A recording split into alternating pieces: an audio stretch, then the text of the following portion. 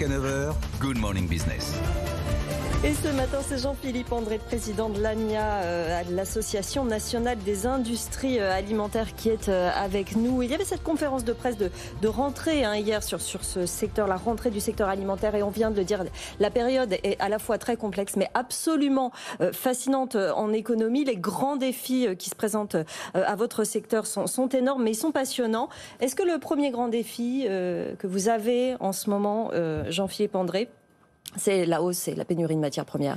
Le premier défi, c'est pas tant la hausse, c'est bien gérer la reprise. On a un moment particulier, un double titre.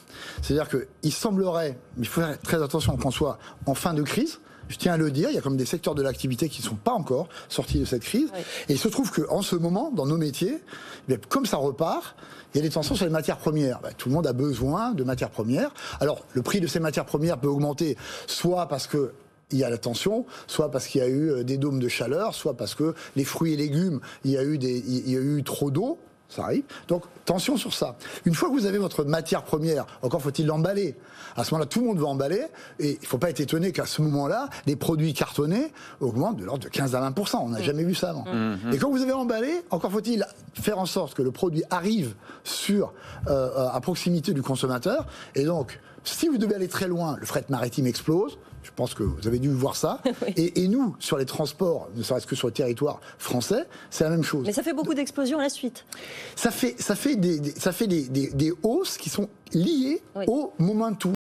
Et je crois qu'il faut être capable d'affronter une réalité économique qui devrait nous réjouir. C'est la reprise. Ouais. Et c'est de notre responsabilité de dire il y a effectivement des hausses qui sont avéré, raisonnable, et donc il faut en parler. Et donc en parler et augmenter l'alimentaire pour le consommateur.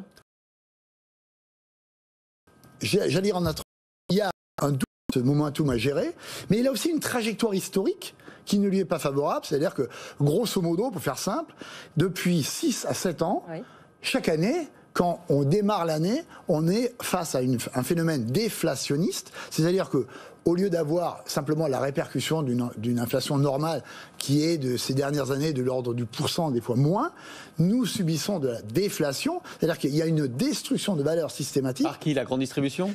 Dans le cadre de nos négociations commerciales. Ouais, voilà. Avec la grande distribution. Avec la grande distribution. Et donc, ça c'est quelque chose qu'on peut supporter, ça relève d'ailleurs du miracle que ça puisse continuer. Nous, on est 15 000 entreprises, 98% de PME. Hein. Mais est-ce que c'est pas un petit peu un jeu de rôle? Parce que ce qu'on dit, c'est que vous augmentez vos prix de catalogue parce que vous savez que vous allez voir les baisser. La grande distribution, elle fait pareil. Elle vous demande des ristournes trop importantes tout en sachant que... voilà. Et puis au final, jusqu'à présent, c'était souvent le producteur, le paysan qui en payait le prix parce qu'on répercutait cette pression sur lui. Là, la loi Egalim 2 en cours de discussion fait que on va garantir des prix aux agriculteurs. Est-ce que vous n'allez pas vous retrouver en tenaille, vous, l'industrie agroalimentaire, entre les producteurs à qui on va garantir des prix, des vrais prix, c'est bien, et la grande distribution qui va continuer à faire pression sur vous? J'ai eu l'occasion hier d'expliquer à vos confrères que nous, on est très fiers et très contents, et la France devrait être très contente d'être au cœur d'une filière. D'accord ?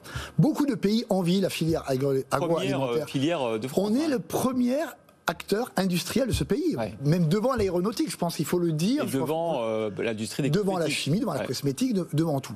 Cette filière, elle est composée de quoi?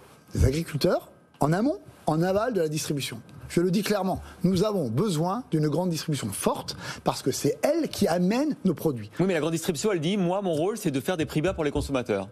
Et nous, on dit, il faut faire des prix vrais aux consommateurs. C'est ça le problème. Et en amont, vous avez le monde agricole. Vous avez fait référence à ce qu'on appelle Egalim 2.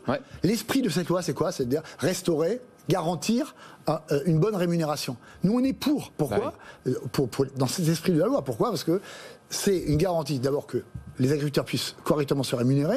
Et si on veut continuer à faire des produits de qualité, ça va dans ce sens. Donc, mais on va se parler franchement, Jean-Philippe André. Allez-y. Vous avez raison, tout ce que vous dites est vrai. Mais ça veut dire qu'in fine, il faut que la grande distribution accepte de vous rémunérer davantage et que le consommateur accepte de payer plus cher. Si nous voulons mieux rémunérer l'agriculteur, et il faut le faire, il faut accepter. C'est pour ça que je martèle cette idée de réalité économique, qu'il faut passer et acter des vraies hausses. Mais on parle de quoi? On ne parle pas de pourcentage. Si demain vous avez une hausse, avec tout le contexte que je viens de vous dire, sur un camembert, je sais pas, vous allez le payer 1,50 €, on est en train de parler de centimes. Mais avec ces 3 ou 4 centimes, et je répète, c'est ça la dimension du sujet, ça permet à l'agriculteur d'être bien rémunéré, à l'industriel qui... Nous, on va y arriver ou pas? On transforme. On va y arriver. Moi, je suis raisonnablement optimiste parce qu'on ne peut pas reproduire pour la 8e année de suite ce qui vient d'arriver.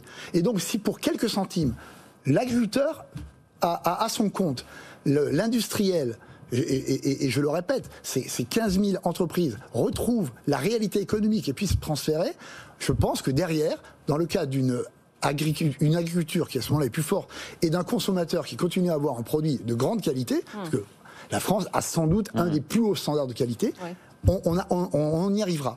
Ça fait l'objet de discussions. La réalité économique doit s'imposer. On ne peut pas 8 années de suite faire ce qui nous est arrivé. Merci Jean-Philippe André, président de l'Association nationale des industries alimentaires. Évidemment aussi, je le rappelle, président directeur de Haribo France. Vous reviendrez un autre jour de le signaler. Pour parler d'Haribo. C'est sympa aussi, c'est bon.